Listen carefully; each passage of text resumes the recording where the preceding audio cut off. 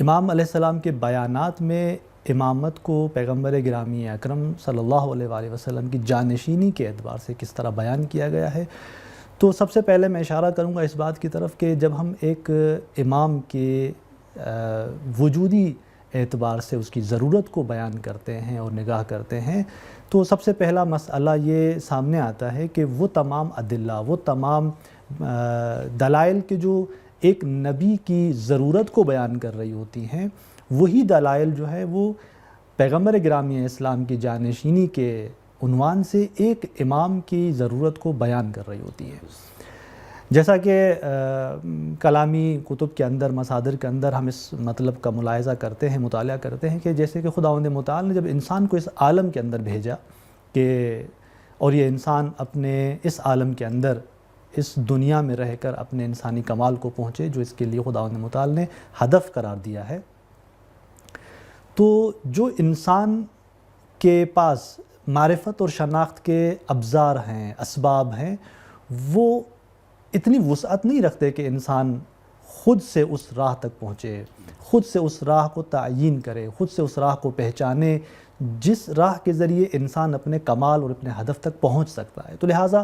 یہ ضروری ہے کہ خداوند متعال اس انسان کے لیے قانون عنایت کرے اور ایک سسٹم عنایت کرے کہ جس کے تناظر میں، جس کے ذریعے انسان اس صراط مستقیم کو پہچانے اور اپنے کمال اور ہدف تک پہنچے۔ اس حوالے سے خداوند متعال نے انبیاء کے ذریعے دین اور شریعت کو بھیجا وحی کے ذریعے کہ انسان دین الہی اور شریعت الہی پہ عمل کرتا ہوا، صراط مستقیم کو طے کرتا ہوا اپنے انسانی کمال تک پہنچے۔ اب پیغمبر گرامی اسلام جب اس شریعت کو انسان کے لیے لے کر آئے تو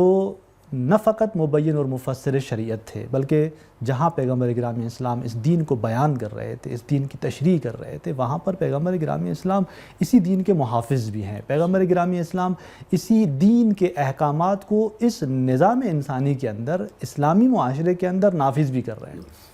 تو لہٰذا انسان کے کمال تک پہنچنے کے لیے یہ قانون الہی لازمی تھا کہ جس کو انبیاء لے کر آئے، اور بالخصوص پیغمبر گرامی اسلام نے اس دین کو دین اسلام کے عنوان سے مکمل کر دیا۔ اب پیغمبر گرامی اسلام کے اس دنیا سے جانے کے بعد یہ جو ذمہ داری پیغمبر گرامی اسلام کی تھی، دین کو بیان کرنا اور اس دین کے احکامات کو نافذ کرنا اور اسی طرح اس دین کی محافظت کرنا، کیونکہ پیغمبر گرامی اسلام کا یہ دین ایک دین ہے، ایسا دین ہے کہ جو قیامت تک ہے، انسان کی ہدایت کے لیے ہے۔ تو لہٰذا یہاں پر پیغمبر گرامی اسلام کی جانشینی اس معنی میں ضروری ہے کہ ایک ایسی ہستی ہو، ایک ایسی ذات ہو کہ جو خداوند متعال کی جانب سے تعیین ہو اور پیغمبر گرامی اسلام کے جانشینی کے عنوان سے ان تمام ذمہ داریوں کو اپنے دوش پر لے کہ جو پیغمبر گرامی اسلام کی تھی۔ تو لہٰذا اسی نقطے کو جب ہم امام علیہ السلام کی، یعنی امام رضا علیہ السلام کی بیانات میں دیکھتے ہیں اور بالخصوص اس حدیث امامت کی طرف اگر ہم مراجعہ کرتے ہیں تو ہمیں واضح انداز میں یہ نقطہ نظر آتا ہے۔ میں فقط اشارہ کروں گا بعض ان جملات کی طرف جو امام نے اسی نقطے کے تناظر میں بیان کیے ہیں کہ امام فرماتے ہیں کہ پیغمبر گرامی اسلام اس دنیا سے نہیں گئے حتی اکمل اللہ الدین، کہ انسان کے لیے دین کو انہوں نے کامل کیا، اور پھر فرماتے ہیں کہ وَأَنزَلَ عَلَيْهِ الْقُرْآنَ فِيهِ تِبْيَانُ كُلِّ شَيْءٍ، خداوند متعال نے نبی اکرم پر قرآن نازل کیا کہ جس میں ہر چیز کا کیا ہے، بیان موجود ہے۔ بَيَّنَ فِيهِ الْحَلَالَ وَالْحَرَامَ وَالْحُدُودَ وَالْأَحْكَامَ، پیغمبر گرامی اسلام نے حلال کو، حرام کو، تمام دینی حدود اور احکامات کو بیان کیا، وَجَمِيعَ مَا يَحْتَاجُ إِلَيْهِ النَّاسِ كَامِلًا، اور تمام ان چیزوں کو جس کی طرف انسان محتاج ہے ان کو مکمل اور واضح انداز سے بیان کیا۔ پھر امام علیہ السلام فرماتے ہیں کہ نبی اکرم کے عمر مبارک کے آخری حصے میں جب یہ آیت نازل ہوئی الیوم اکملت لکم دینکم واتممت علیکم نعمتی ورضیت لکم الاسلام دینا، اس آیت کے تناظر میں دین کامل ہو گیا۔ یعنی کیا؟ یعنی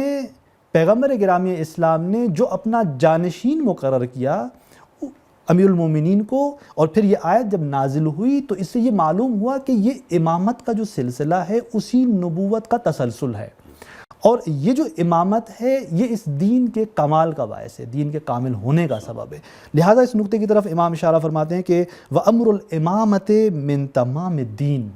کہ اس اعلان کے بعد، اس جانشینی کے بعد دین کے کمال اور تمامیت میں سے کیا ہے؟ امر امامت ہے، یعنی امامت کا سلسلہ اسی دین کے کمال کا باعث ہے۔ پھر فرمایا کہ آگے فرماتے ہیں اسی خطبے کے اندر امام علیہ السلام فرماتے ہیں کہ وَأَقَامَ لَهُمْ عَلِيًّا عَلَمًا وَإِمَامًا، پیغمبر گرامی اسلام نے اپنے جانے سے پہلے امیر المومنین امام علی علیہ السلام کو انسانوں کے لیے کیا قرار دیا؟ علم، یعنی اس صراط مستقیم کے لیے ایک نشان راہ بنا دیا، اور امام علیہ السلام کو امامت کے مقام پر منصوب کیا۔ تو لہٰذا یہ جو نقطہ ہے کہ پیغمبر گرامی اسلام کی جانشینی کے عنوان سے امیر المومنین کی جو امامت ہے، یہ امامت یعنی ان تمام ذمہ داریوں کو لینا ہے جو نبی گرامی اسلام پر تھی۔ لہٰذا امیر المومنین اور اسی طرح باقی جتنے ائمہ ہیں ان کی ذمہ داری کیا ہے؟ اسی دین